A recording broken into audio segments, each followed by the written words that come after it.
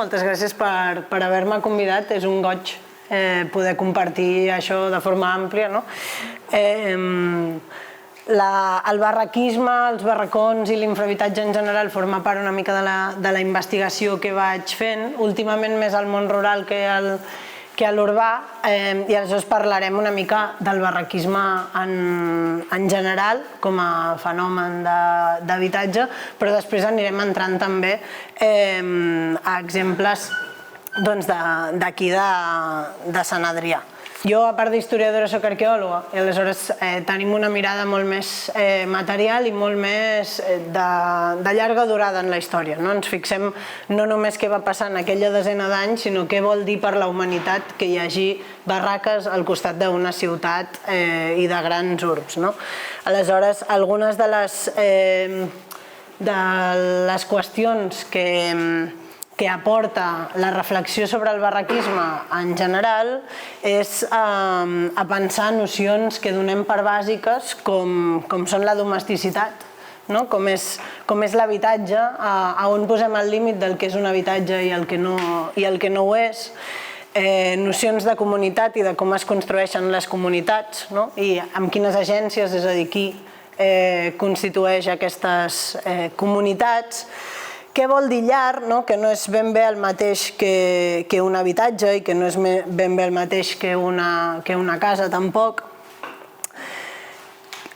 Com construïm les nostres quotidianitats i en quins espais, i a quins espais dissenyats per qui, amb voluntat de què, quin lloc tenen a les societats en les que vivim en general, i com això configura també la nostra identitat, com ens autoidentifiquem ja no com a persones sinó com a col·lectius també, i de quins diferents col·lectius formem part. Des d'aquí és el que presentaré una mica com la meva perspectiva sobre la qüestió del barraquisme, que com veureu no entro tant com en les dades, sinó en què vol dir tindre espais domèstics d'aquest tipus finals del segle XIX, segle XX i segle XXI, i què vol dir per com ens relacionem en l'espai i com produïm aquest espai i què vol dir dins de la nostra societat.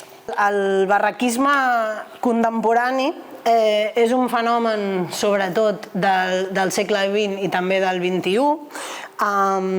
Es va començar a desenvolupar a l'entorn de Barcelona, sobretot a partir dels anys 20 del segle XX, és a dir, 1920, i es va extremar sobretot durant el primer franquisme, diguéssim, a partir dels anys 40, però especialment als anys 50. Hi ha una atracció de mà d'obra de tot l'Estat, però que, d'altra banda, no se li ofereix habitatge suficient. Per tant, és com es generen aquestes concentracions de població en una situació molt precària, per tant, venen de la immigració i és una resposta a la deficient infraestructura pública o privada d'habitatge. Són estructures comunitàries temporals i també informals, i això ho veurem en tota la plasmació, fins i tot material d'aquests. Per tant, estem parlant que al llarg de... Com veurem, és un fenomen estructural, no és un error del nostre sistema, sinó que forma part del propi disseny del sistema. Això és un argument que seguirem parlant-ne després i que es refereix a aquesta incapacitat estructural d'uns sectors de la nostra societat a accedir a aquest mercat residencial, el qual ara mateix és un moment històric en el qual això no ens sembla gens estrany perquè està passant altra vegada d'una forma molt intensa. Segons diversos autors internacionals, es tracta, de fet, d'un element, o sigui, la construcció d'un habitatge informal al voltant dels espais urbans és un element estructural del desenvolupament i del creixement urbà. Ho entenen així alguns d'aquests autors des de l'antiguitat, de fet. que expliquen que, per exemple, al voltant de les grans urbs romanes, per exemple, doncs hi havia també infrahabitatge. De fet, podríem parlar de què és com ha viscut una part important de la població pobra al voltant de la vida urbana i que sorgeix com aquest tipus de ciutat informal. En tot cas, avui el que parlarem és més centrat en l'època contemporània, que sí que crec que té uns caràcters específics que ho diferencien de qualsevol altra infraestructura més pobra, perquè té una vinculació molt forta amb la composició del mercat de treball a les ciutats. Però si ens centrem en Barcelona i la seva metròpoli, sí trobem uns precedents prou propers, que serien les barraques de pescadors a fora muralla. Gràcies a les intervencions arqueològiques s'ha pogut estudiar aquestes barraques de pescadors a partir del segle XVII i fins al segle XIX, a on vivien aquests pescadors que tenien l'activitat allà mateix. Però sobretot anirem a finals del segle XIX i principis del segle XX per la gran construcció urbana i per al creixement econòmic capitalista de la necessitat de tota aquesta mà d'obra per a la capital i per al capital també.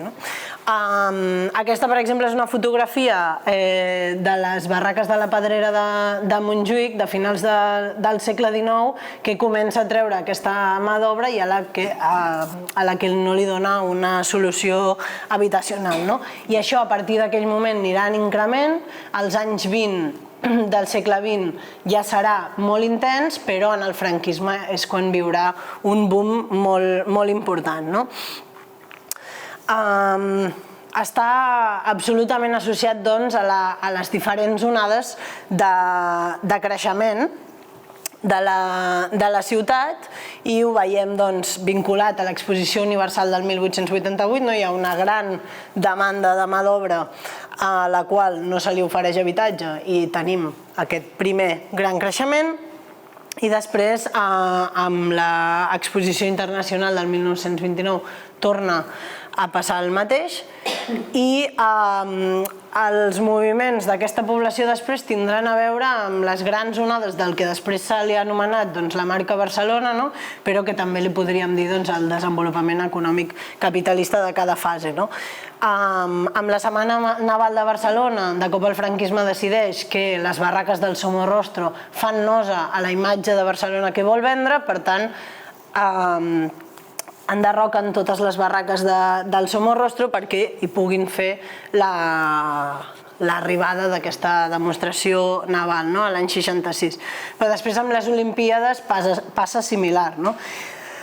Tenim, de fet, a l'any 92, suposadament la gran fita d'erradicació del barraquisme, però en realitat sabeu segur que això no ha sigut així en realitat. Sí que hi ha un descens molt important, però el barraquisme a l'entorn metropolità que ens trobem no s'ha erradicat mai. Al 1920 estem al voltant d'unes 4.000 barraques, que a nivell de població és més difícil de dir exactament quanta població hi vivia en aquestes barraques, perquè el que figura al padró pot ser una via d'estudi i que això apareix en diferents llibres publicats com la Barcelona Informal o els llibres de José Luis Ollón, però en realitat la formalitat del registre del padró també té, òbviament, certes mancances. L'any 29, veieu, només han passat 9 anys, però què ha passat aquí? L'Exposició Universal, ja estem en 6.400 barraques.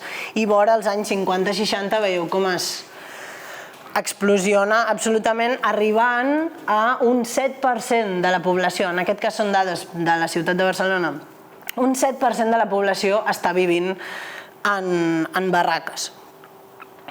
I veiem com posteriorment, entre els anys 60 i els anys 80, és quan es fa el gran esforç del que li diuen erradicació, que després veurem com es com es fa, no?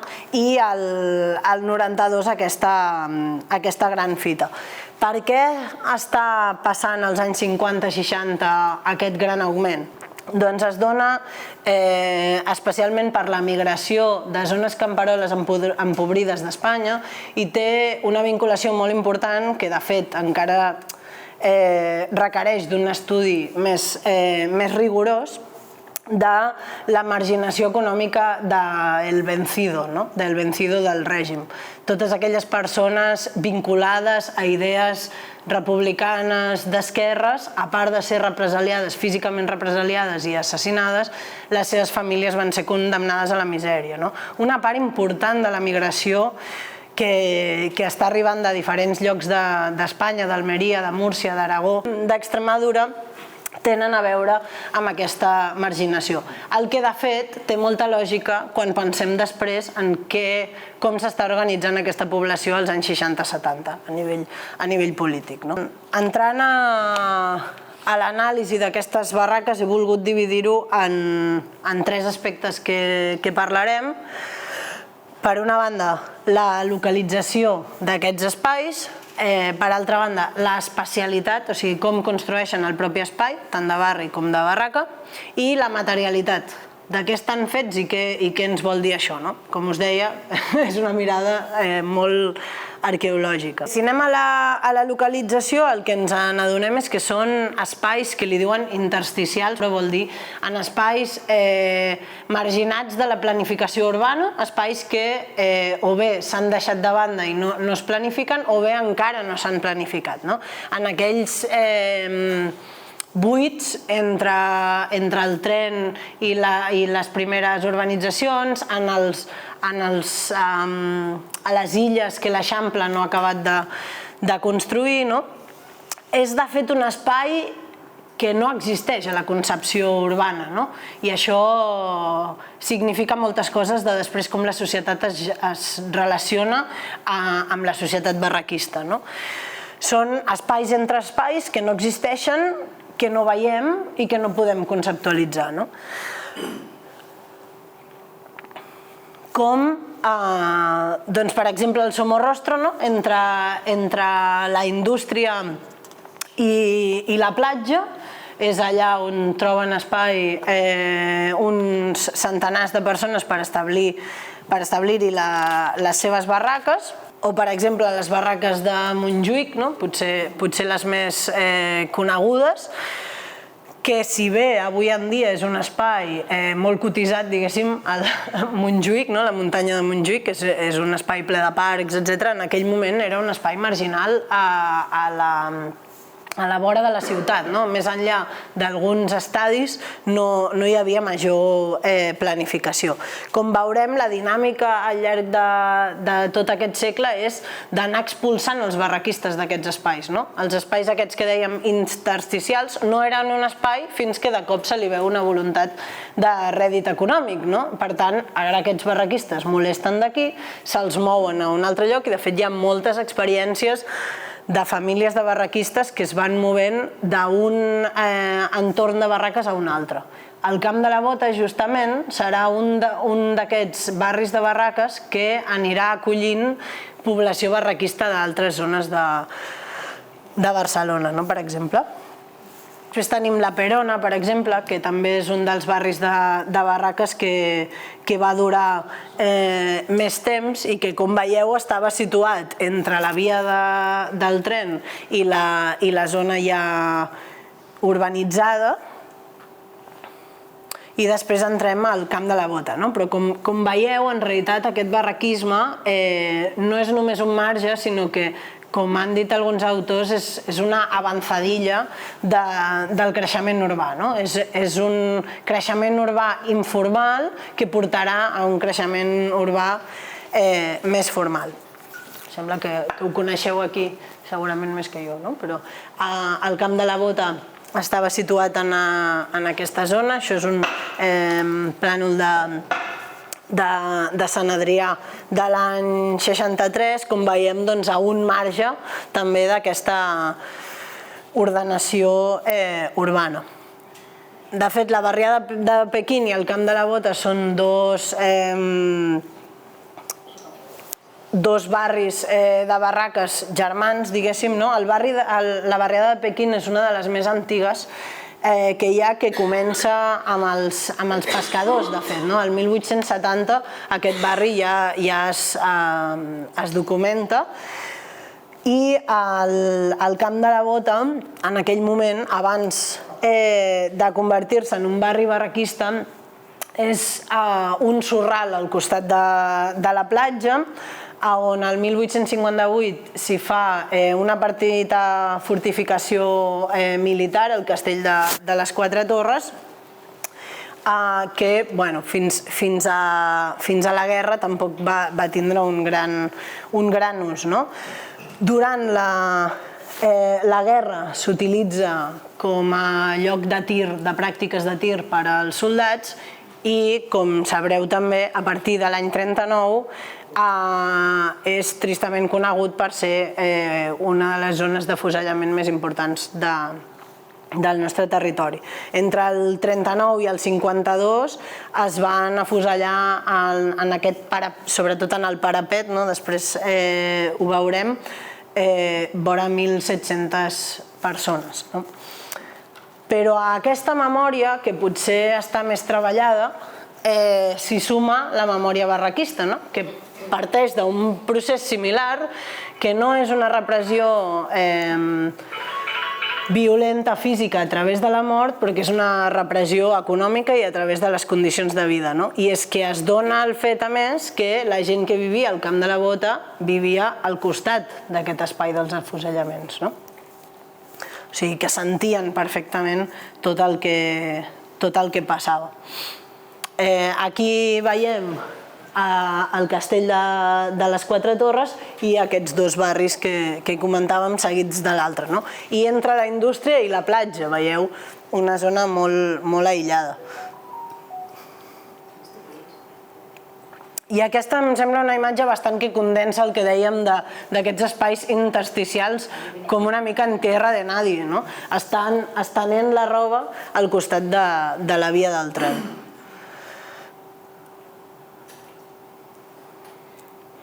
Aquí tenim una imatge d'aquest parapet i això que parlàvem de la memòria. Avui en dia hi ha un gran memorial, que també ha trigat molts anys en existir, en honor a les persones executades en aquest parapet.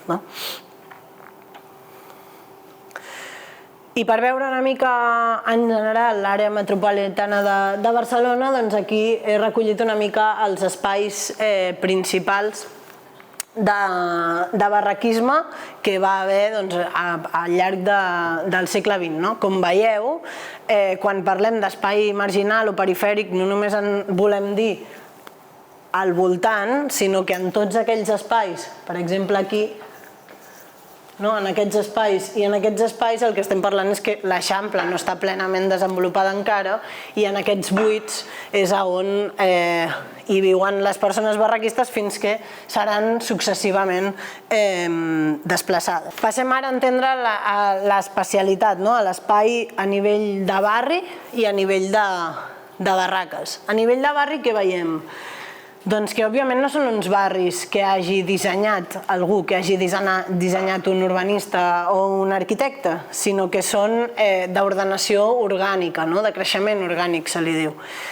És progressiu, especialment ho veurem després, a les nits es construeixen les barraques per evitar que els serveis de control les destruïssin i per tant van creixent de forma irregular durant la nit.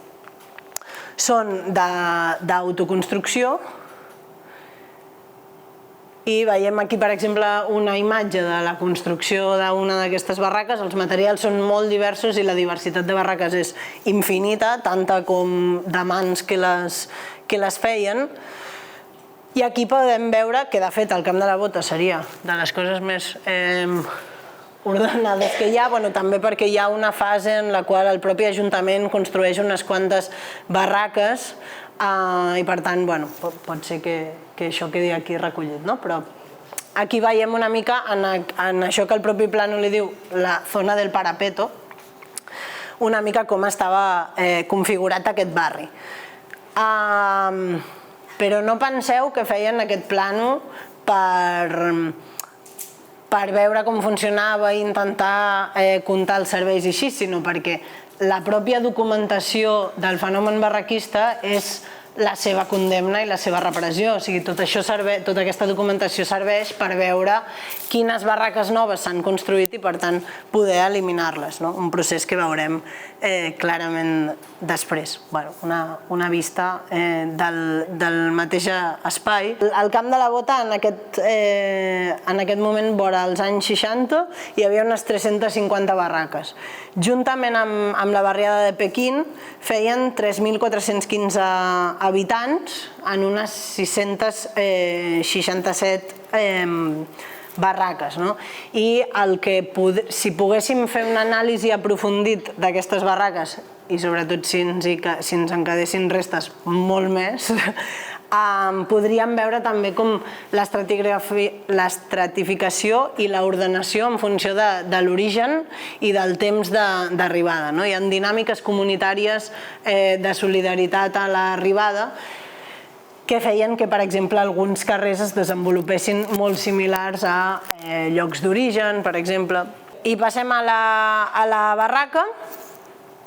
La barraca és un espai provisional, aparentment provisional, en principi, de dimensions molt, molt reduïdes i una divisió interna gairebé inexistent. Sí que és veritat que hi ha una evolució de les barraques i segons l'origen d'aquestes era més o menys ric internament, però bàsicament l'amuntegament humà és una de les coses més importants. I després que, a diferència d'un disseny d'una casa per part d'un arquitecte, que inclou una especialitat amb un disseny de l'espai de cuina, de l'habitació, del menjador, etc., doncs hi ha una distribució temporal. Ara veurem què vol dir això. Això és una imatge d'una barraca del Somorrostro a l'interior, amb unes dones cuidant d'un infant i fent tasques, i aquesta mateixa barraca per fora és aquesta. Aleshores, a què em refereixo amb la distribució temporal de l'espai? Doncs vol dir que durant la nit i es tenien els matalassos i dormien, i hi ha molts testimonis d'això. Al matí s'aixecaven els matalassos i s'hi pelaven les mongetes, per exemple. Després arribaven els homes de treballar i es netejaven allà dins i es convertien en una dutxa i es netejaven amb uns cubells. Després era l'estona, era el menjador, on es menjava, i després una altra volta s'estenien els matalassos per dormir-hi. O sigui, l'aprofitament de l'espai és en la línia temporal i no de l'espai. Aquí veiem algunes de les barraques del Camp de la Bota construïdes en obra. Veiem aquestes finestres petites, les portes i una distribució més o menys regular. En aquest cas seria segurament la línia que hem vist en el plànol, la línia superior. Aquí veiem algunes ampliacions de la barraca, en aquest cas en fusta. No és molt habitual que barregin els materials, perquè la procedència, veurem després, és molt diversa. Aquí tenim algunes de la documentació que es produeix per part d'assistència social, que comença a documentar en quines condicions estan vivint aquestes persones. Una de les coses que van fer és dibuixar els plànols de les barraques per poder denunciar la situació en la que vivien. A la barraca que veiem a dalt, no sé si arribeu a llegir-ho, però diu que hi vivien 3 famílies en un espai que no arriba als 10 metres de llarg i els 3,5 d'ample. I a la inferior hi viurien 6 persones en aquesta barraca. Algunes d'aquestes barraques, en aquest cas del franquisme ens han arribat fins avui en dia. Si heu visitat el Turó de la Rovira, la part aquesta del Museu del MUVA, que està visitable actualment, doncs podeu veure encara els terres de part d'aquestes barraques, que a algunes dimensions són més petites que aquesta pròpia taula.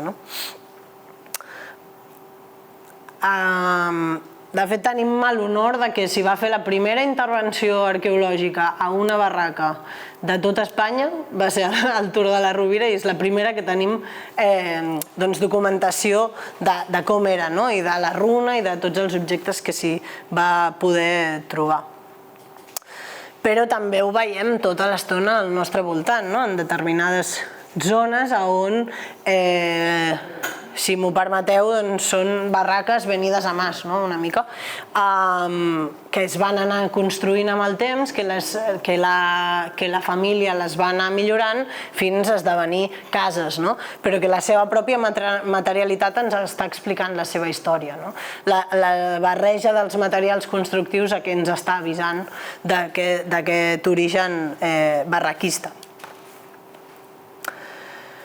Doncs pel que fa a la materialitat, vinculem les barraques a aquesta percepció de provisionalitat, que si bé algunes barraques van durar en realitat dècades,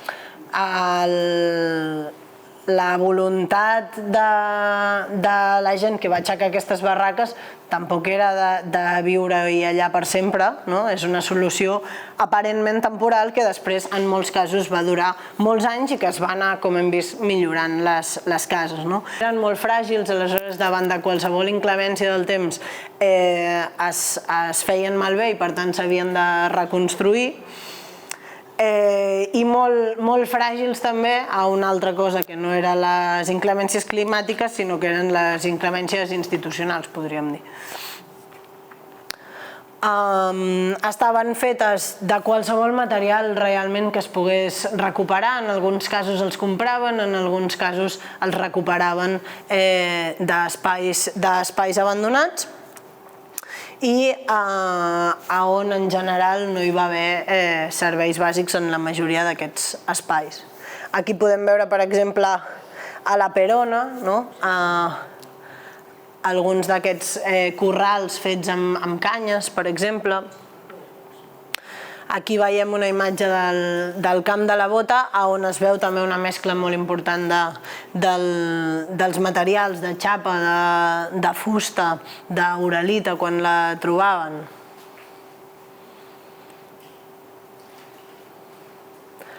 I aquí un exemple de la seva fragilitat, per exemple, les riuades.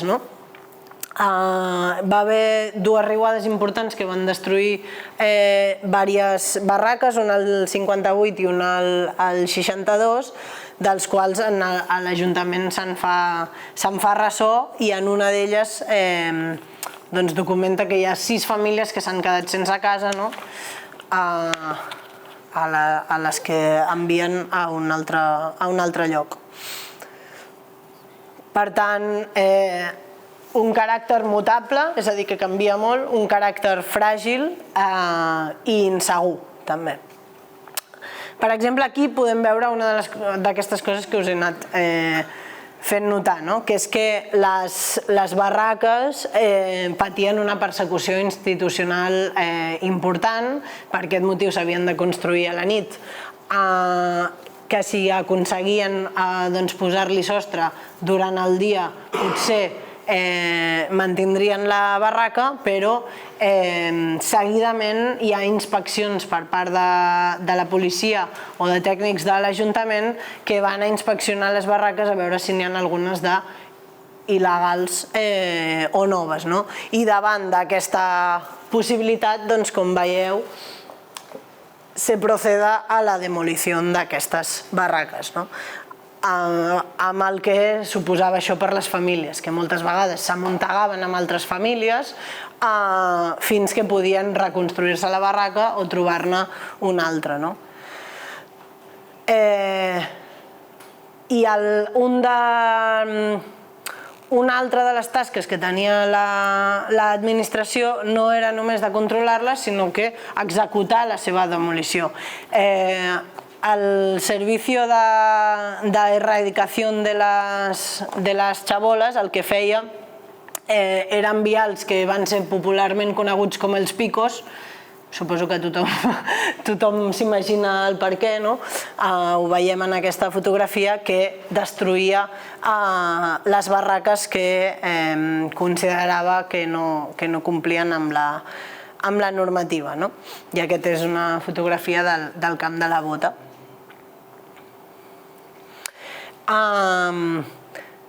Però no només això, sinó que arriba la policia a fer llistats regulars de totes aquelles persones i famílies que no estan complint la normativa i, per tant, s'avisa de... Aquí tenim els números de barraques, els números de persones que viuen a cada una de les barraques, que veiem nombres de fins a 10, 9, 7 persones en cada una d'aquestes barraques i que són evacuats i de les quals s'ordena la demolició. I on anaven a viure aquestes persones? Doncs se les concentrava a Montjuïc, a l'estadi, o bé a un altre dels espais que parlarem després. Per tant, no se'ls donava una solució habitacional. I quin caràcter té la societat que es genera en aquestes barraques?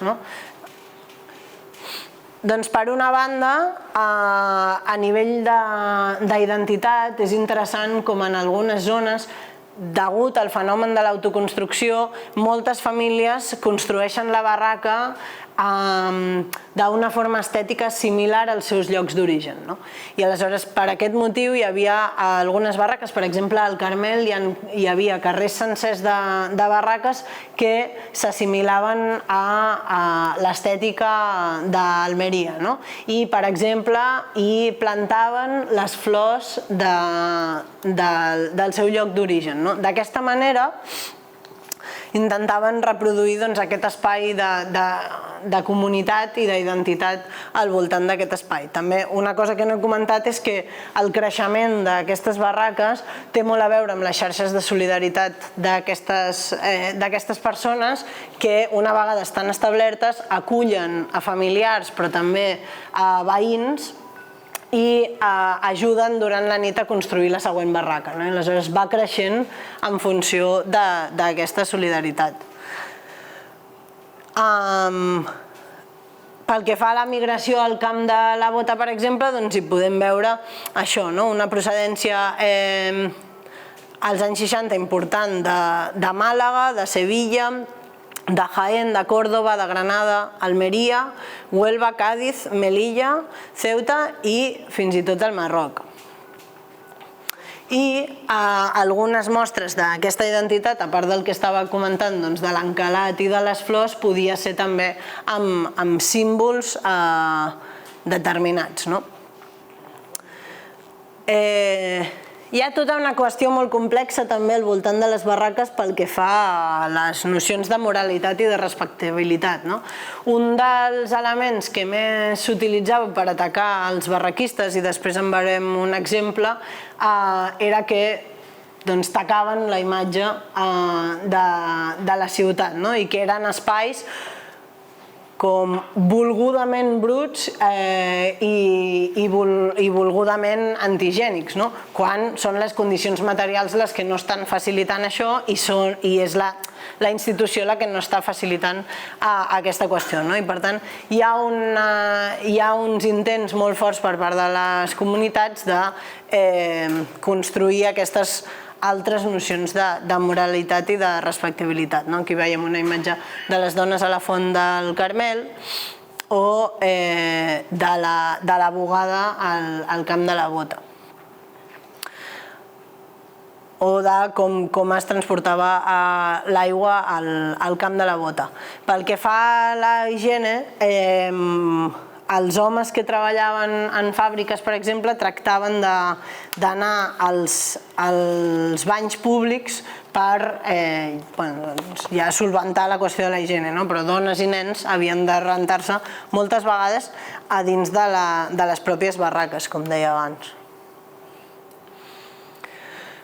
Però clar, en realitat, com deia, van ser barris que van acollir molta vida i durant molt de temps i per tant ja s'hi va construir una nova tradició. Hi ha molts infants nascuts en barraques que van construir tota una cultura, una forma de vida en aquests barris i, òbviament, també casaments. Eren espais de vida, no només espais marginals.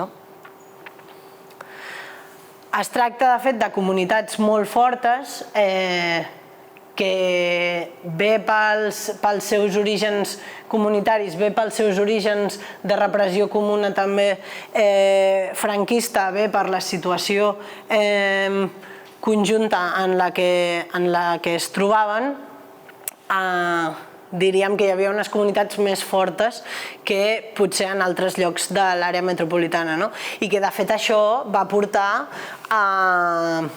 al que veurem després, que explica una mica el que se li ha dit al Cinturó Roig de Barcelona. Vull dir que això històricament té unes arrels i té un perquè, i una part d'aquest perquè és per la força i el costum en la comunitat i en l'organització popular.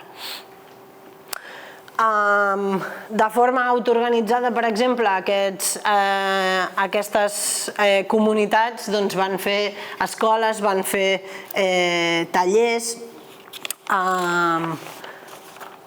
i van organitzar-se també amb assemblees. Contra la marginalitat van construir la comunitat i la reproducció d'aquesta pròpia comunitat. Això és una petició, per exemple, de la Cooperativa d'Artesania Gitana que demanava suport econòmic per reproduir aquest taller artesanal a la pròpia escola del Camp de la Bota. O sigui que es veu molt la iniciativa comunitària i educativa al voltant d'això. O, per exemple, aquesta visita al Camp de la Bota en la qual s'anomena l'Associació de Veïns i l'Associació de Veïns està fent unes peticions a l'Ajuntament determinades respecte al lloc on viuen.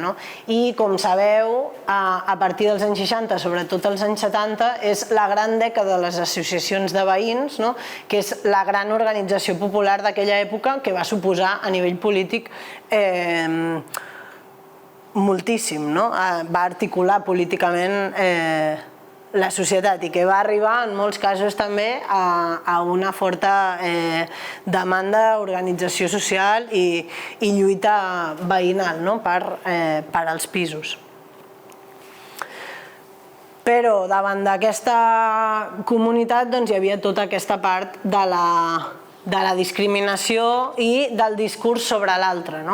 Es dibuixava unes persones des de l'administració, des d'alguna premsa, es dibuixava a unes persones desvalgudes, brutes i criminals. Llavors aquí veiem un exemple de com anomenaven que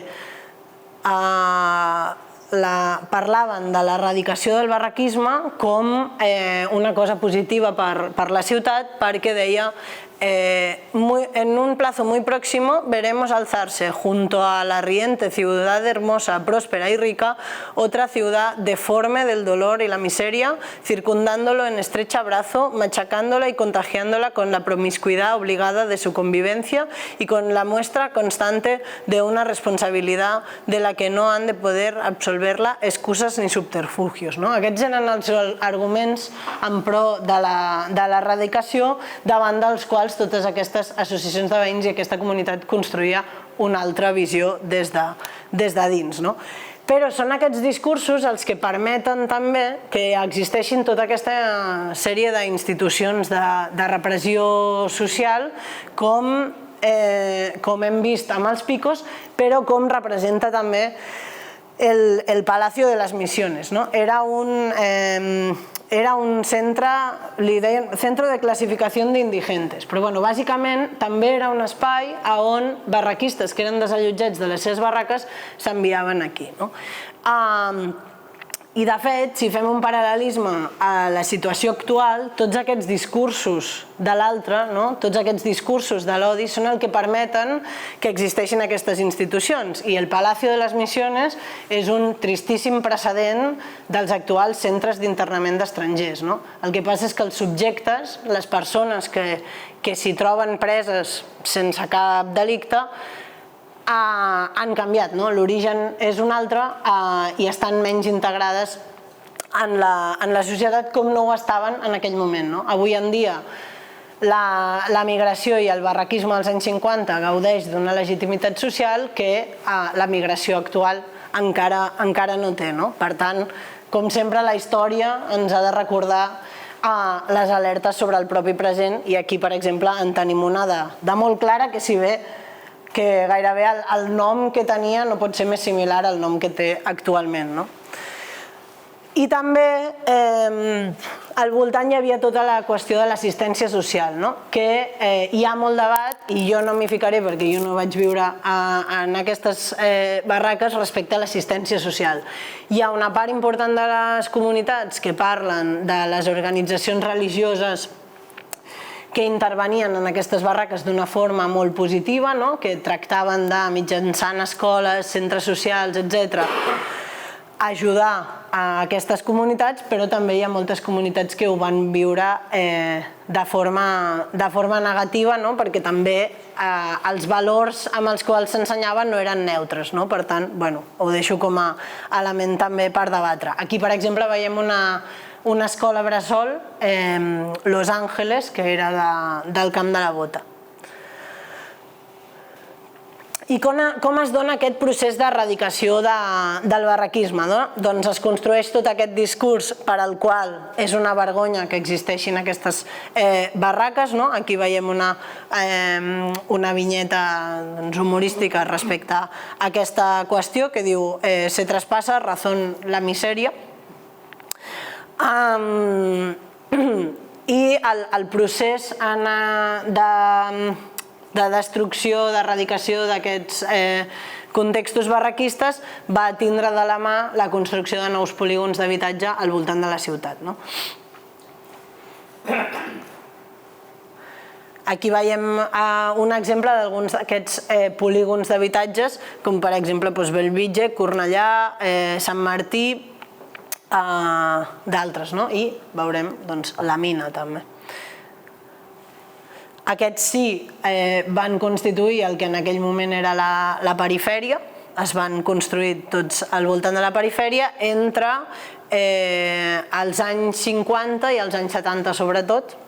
El Bon Pastor, per exemple, entre el 63 i el 64, la Verneda entre el 51 i el 52, Sant Martí també és aquest període històric el que ens va donar aquest paisatge urbà configurat per aquests edificis tan alts. Va haver un projecte de construcció justament on avui dia és el fòrum, per tant al Camp de la Bota, d'uns edificis fets per part de l'Ajuntament, però fonamentalment als anys 70 una part molt important de la gent que vivia al Camp de la Bota va anar a la mina. I com es dona la política de reallotjament, diguéssim, d'aquestes poblacions? Doncs, com veiem aquí, la destrucció de les barraques anava lligada a l'habitatge d'aquestes persones a la mina. Hi havia la política de donar les claus a canvi de la demolició de la barraca. Aquí veiem una fotografia del procés de construcció de la mina l'any 74 i aquí hi ha una mina plena de vida a l'any 86. mentre gent del Camp de la Bota estava sent reallotjada en aquests pisos dels polígons d'habitatge, encara s'estaven enviant altres barraquistes al Camp de la Bota, que encara hi van per viure, especialment la comunitat gitana, que en general en els contextos barraquistes va ser les últimes famílies en ser enviades en aquests barris. Finalment el Camp de la Bota s'abandona definitivament el 1989. I una mica per reflexionar col·lectivament des del que a mi em ve, em sorgeix preguntar-me i la memòria de totes aquestes vivències, de totes aquestes persones durant dècades i dècades i dècades. Em sembla que contrasta de forma molt important amb altres construccions de memòria que tenim d'altres qüestions. O sigui, estem parlant de la vida quotidiana durant dècades, durant diverses generacions, d'una part de la població molt important. Hem arribat a veure que era un 7% de la població.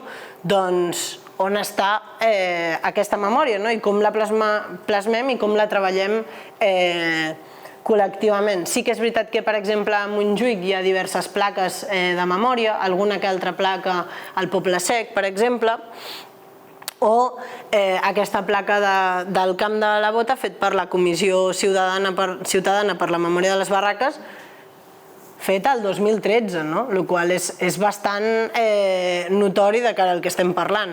Només s'ha fet en els últims anys aquesta memòria. I també us volia preguntar com creieu que podem treballar aquesta memòria i aquesta història del barraquisme tractant-se d'aquests espais que sempre han resultat incòmodes a la societat i que encara ho són, perquè a dia d'avui, aquesta mateixa setmana, hi ha un intent de desallotjament d'un campament barraquista a Vallcarca. Aquesta mateixa setmana s'evacuarà aquestes famílies sense solució habitacional. Doncs com construïm aquesta memòria i aquesta història d'aquests espais de la gent que no es considera que formi part de la societat, de que se'ls considera a l'altre, i de com en realitat això sempre canvia i sempre hi ha uns i uns altres, de com es concep com un element a erradicar perquè fa lleig, però en quines polítiques profundes s'estan donant perquè realment les condicions d'aquestes persones estiguin cobertes, i en general, com us deia al principi, per portar a la reflexió de quina profunditat històrica té aquesta qüestió, l'exclusió d'una part de la societat de forma recurrent, d'unes classes desposseïdes que no tenen uns altres mitjans per reproduir-se, que òbviament no estan triant viure en aquestes condicions i que, com us deia abans, i com és bastant un consens dins de la historiografia, és un fenomen definitori del desenvolupament urbà. És a dir, que sempre el desenvolupament urbà, o pel que hem conegut fins ara, passa per aquesta exclusió i per aquesta urbanització des de baix. I bé, doncs fins aquí m'encantarà sentir el que teniu a dir-me.